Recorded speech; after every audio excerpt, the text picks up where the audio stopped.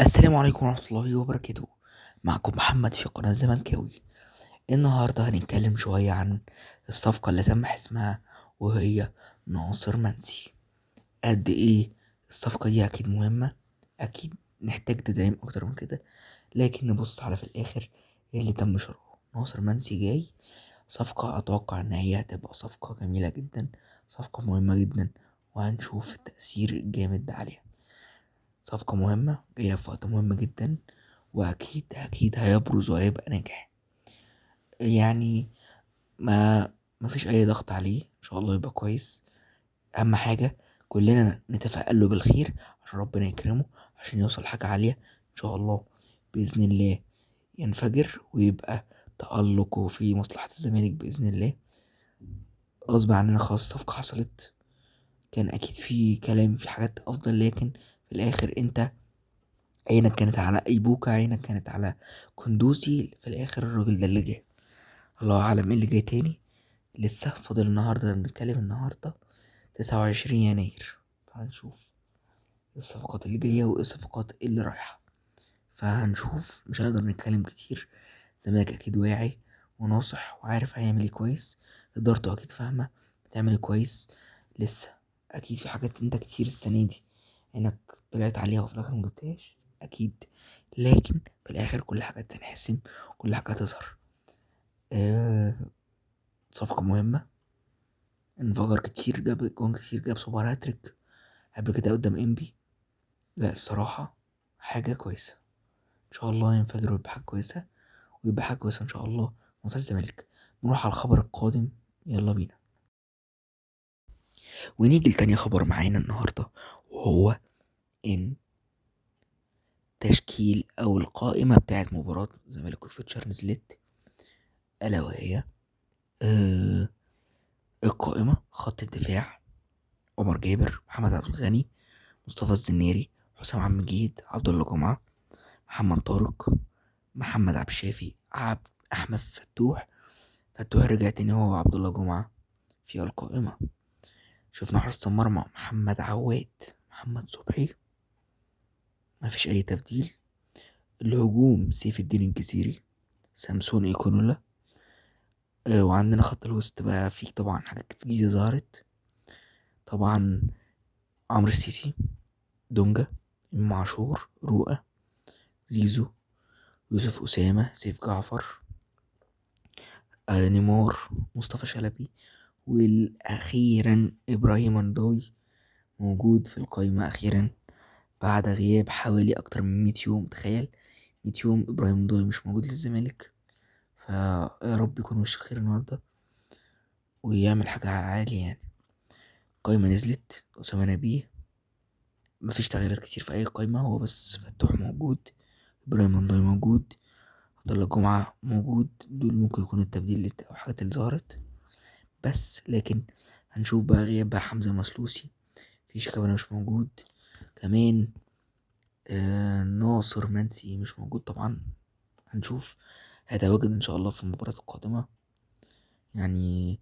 كل التوفيق النهارده الزمالك النهارده داخل الماتش لا يوجد امامك الا الفوز، ما تقوليش بقى فيوتشر ولا مش فيوتشر، زمالك مش قدامك الا حاجة واحدة بس غير انك تفوز، تنتصر عشان نرجع تاني لطريق الانتصارات، عشان تخلي جمهورك فرحان بيك، جمهورك اللي ماشي وراك على طول يأملوا النهاردة. نساعد الجمهور ده، نعمل اللي علينا علشان خاطر الجمهور ده بس يفرح، كل لاعب يعمل اللي عليه بس في الموضوع ده عشان ربنا يكرمنا النهاردة بالانتصار. التعب هيجيب المكسب، ومكسب ورا مكسب ان شاء الله يدي في الاخر الدوري التالت على التوالي بإذن الله. هتتعب هتكسب، هتتعب ربنا يديك الجزاء العالي. وشكرا، ومش عايز اضيف كتير. النهارده مباراة طبعا امام فريق محترم، مدرب محترم، فريق فيوتشر اللي مخسرش حتى ولا ماتش، فريق المركز التاني، فريق عقلية محترمة جدا. وانا طلعت السنة اللي فاتت ما كسبوا كاس الرابطة اتكلمت عن الموضوع ده، ان الفريق ده فعلا فريق قوي جدا، فريق عقليته حلوة جدا. اتكلمت وقلت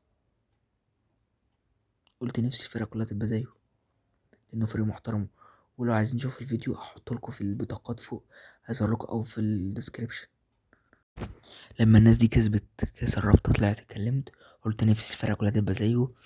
الفريق ده قد ايه فريق محترم، اكيد في عناصر اختلفت، محمد عاطف مش موجود النهارده، سعد سمير مش موجود، اكيد في عناصر اختلفت اكيد، لكن انت بتتكلم ان برضو انت لازم أن تكون مركز. السنه اللي فاتت برضو اسامه نبيه ماتش لعب قدامه كسب، مفيش مجال لاي دلع، مفيش مجال لاي خلاص نزف النقط، لان خلاص انت لازم تركز النهارده جدا. وانا ان شاء الله بعد المباراه هنطلع مع بعض كده فيديو سريع جدا هنتكلم فيه على اللي حصل، ان شاء الله فيديو كده مش هيعدي 10 دقايق، هنتكلم فيه على اللي حصل وهنشرح كل حاجه، وان شاء الله اشاهد المباراه واتكلم معاكم فيها. لازم نركز جدا، خلاص انت دلوقتي في مرحله الخطر، تركز توصل لحاجه عاليه جدا باذن الله.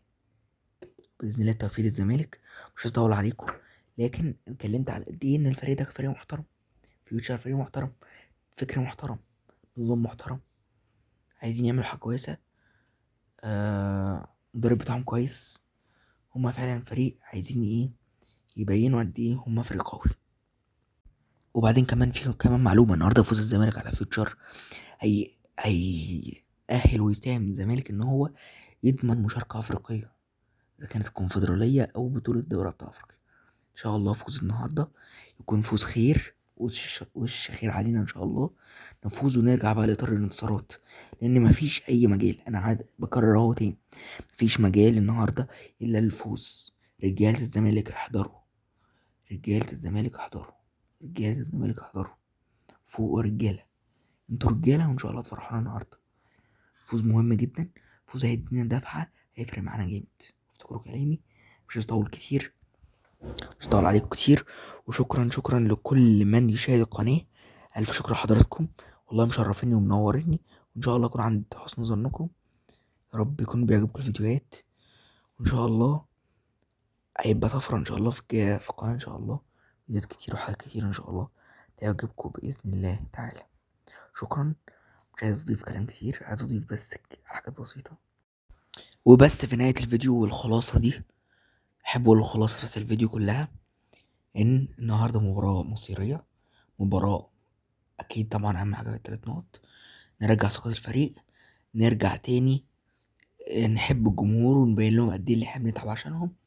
وبس مش هطول كتير، شكرا شكرا لكل اللي اشترك في القناه، متنساش لو عجبك الفيديو تشترك في القناه وتفعل زر الجرس، وكمان تعمل لي اللايك الجميل وكومنتك الجميل، والله اي كومنت بيتحط برد على طول.